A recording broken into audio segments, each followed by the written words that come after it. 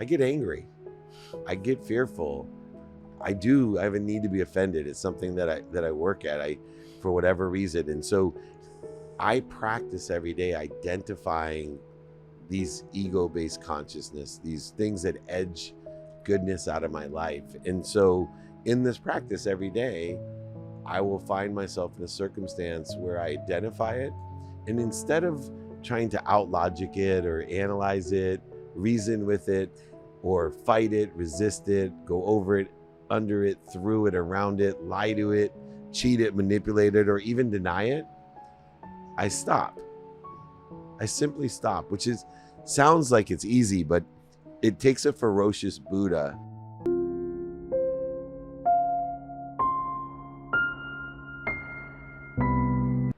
David, it's so great to have you. Thank you so much for being a guest here on Happiness from Within.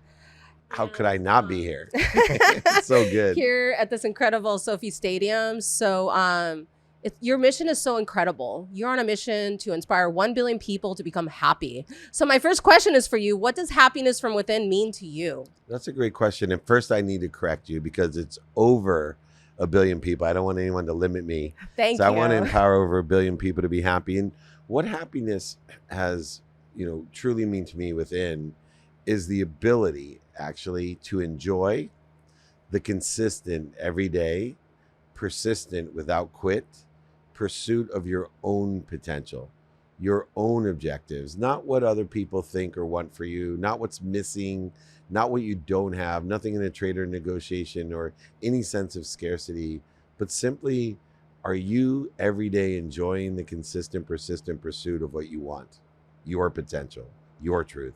That's incredible. That's really incredible. How do you want to be remembered when you take your last breath? One word, kind. It means everything to me. I can't say that without even getting choked up. I think it's so powerful to be thought of or leave a legacy of, whether they know your name or not, of, oh, remember that guy? He was so kind. And I try myself to live by a line that I say almost on every single interview I do and live every day. Just be kind to your future self, do good deeds. And I think life is really simple when you have philosophies like those. That's incredible, David. Can you share with us a brief experience that you had of coming out of the darkness and into the light? Well, I have 3 daughters, and so that happens a lot. Every time they bring a different boyfriend home. And when they leave, I come into the light. No, I'm just kidding. I'll put it into a different perspective, although it is true. So I believe darkness exists every day in my life, and it is identified by my own fear. And some of these identifications that happen are the need to be offended, the need to be right, the need to be separate, the need to be inferior, superior, the need to be angry or anxious or frustrated or guilty or resentful. And so for me, every day, I feel these things. I get angry. I get fearful. I have a need to be offended. It's something that I work at, for whatever reason. And so I practice every day identifying these ego-based consciousness, these things that edge goodness out of my life. And so in this practice every day, I will find myself in a circumstance where I identify it. And instead of trying to outlogic it or analyze it, reason with it, or fight it, resist it, go over it, under it, through it, around it, lie to it, cheat it, manipulate it, or even deny it, I stop. I simply stop, which sounds like it's easy, but it takes a ferocious Buddha. And it's a brand I have. It takes a ferocious Buddha to, in the face of darkness, in the face of fear, to only stop. And then I drop down to center, down to peace, down to ease. And then I remind and remember and recollect to the source. When I say remind, remember, and recollect, what do you think you're reminding with? A greater mind, recollecting with the collective consciousness, or remembering with the oneness of the universe. I go there, remind, remember, and recollect. What is it that I want to enjoy today, consistently, persistently, without quit in the pursuit of my best self, my higher self, my kind self. So every single day, the darkness is there, and I try only to spend minutes and moments in the darkness by stopping and dropping and rolling in the right trajectory, not accelerating into a different trajectory to create voids and shortages and obstacles in my life, but instead to empower others, simply to do the same. Wow, I really appreciate you being so open about that, because that's also something I have to work on every day, the anger, right? And I love how you said those 3 steps. That's really, really incredible. This last question that I have for you is, you have this really incredible method of saving time. Can you share with the audience of just any tips you would like to share from your heart of how somebody can save time? Yeah, well, first, I think understanding time is really important. So there's 3 realms of time. One is past. And the first step in understanding the past is understanding that time is unlimited in the past. So if I ask you to close your eyes and think about going back 100 million years, it would be easy because it's infinite in its nature. What makes time so interesting in the past is not the amount of constructive time, man-made constructive time. It's actually the meaning that we give the defined moments in time, the inflection points in time, the historical incidents and events in time. And what we want to do is understand the meaning that we give these things to be aligned with, synergistic to a trajectory of where we want to be.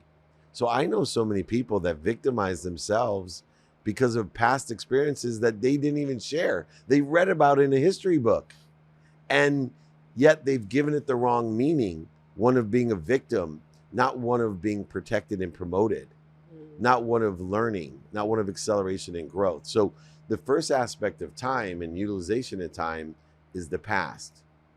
The most common thing that most people look at is the present of how to use time. And as much as meaning is the only limitation of the past, the man-made constructive time, 24 hours, is the only limitation of today. And so I utilize different techniques in order to effectuate productivity with the 24 hours of today, accessibility of how accessible I am to others, and how am I accessing or receiving what I want, and of course, gratitude. I reconcile gratitude with time into the activities of my day, activities I planned, activities I don't have planned, and the activity of sleep. And once I know what I want today in that trajectory of what I think I want, who I can help and who can help me in that trajectory, and how best to get it done within the lenses of productivity, accessibility, and gratitude, I now have the secret sauce of time. And the word's called prioritization. Prioritization is the antidote to procrastination. It's the antidote to feeling overwhelmed, which are the 2 biggest resistance that are created towards time, the waste of time. The only way you can prioritize is you know what's important to you, not what's important to other people, not what's missing or you don't want, as I suggested earlier. In the context of this pursuit of your potential, your higher self, you have to know what's important to you. So why? So you can prioritize your activities to be more efficient, effective, and statistically successful. And so I utilize all these meanings of the past. Meaning is a limitation, present, time, 24 hours limitation, and the future, knowing that the only thing that limits the infinite future is me, and knowing what I want and who I can help and how best to get it done, and prioritizing and continually reprioritizing accordingly. So time to me is essential because it ends up to be what? The only dependent variable across the past, present, and future. It's the only dependent variable of all matter. Subjective matter of the past, which meaning can change the way you look at things. Subjective matter of the future, limited by getting out of your own way. And the pragmatic, objective meaning of time as a dependent variable to today, because objectively, the only limitation is everyone on earth has 24 hours to utilize. Are you utilizing it efficiently, effectively, and statistically successful by prioritizing it by what's important to you? The difference that occurs by understanding time is that most people are in search of their why. They're in search of intellect, intuition, and inspiration, which formulatically make up a why. But when you know your what, your who, and your how, and you prioritize now, you apply your why. See, you're living in abundance. You're living knowing that there's a source that's bigger than you, that is omniscient, all powerful, and all knowing, infinite in nature, that loves you more than your mom, that continually reminds you, remembers you, and recollects you, knowing that you are protected and promoted at all time, being the dependent variable, past, present, and future, protected and promoted at all time. And so studying time, studying your calendar, utilizing it with the lenses that I suggest to enjoy what? The consistent everyday, persistent without quit pursuit of your potential allows you to expand and grow and accelerate in a trajectory of what you think you want, always with faith that you're being protected and promoted. In other words, you will be passionate, purposeful, and profitable. You won't be in search of a why. You'll live with intellect, intuition, and inspiration to apply your why. Apply your happiness, apply your joy. You will make more money, help more people, and have more fun every single day. And if you do that, you will help me with my mission to empower over 1 billion people to do just the same. Oh, that was so great. Well, David, I just really want to thank you. This is an honor to have this interview. Thank you so much. Thank you.